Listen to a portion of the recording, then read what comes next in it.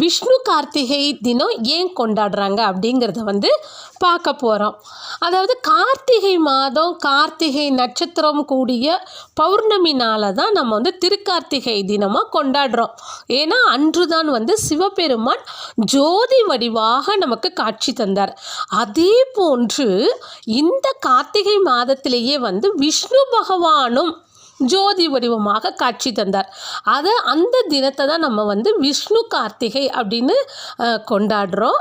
அன்னைக்கு பாஞ்சராத்திர தீபம் ஏற்றி அந்த தினத்தை விஷ்ணு பகவானுக்குடைய தினமாக நம்ம கொண்டாடுவோம்.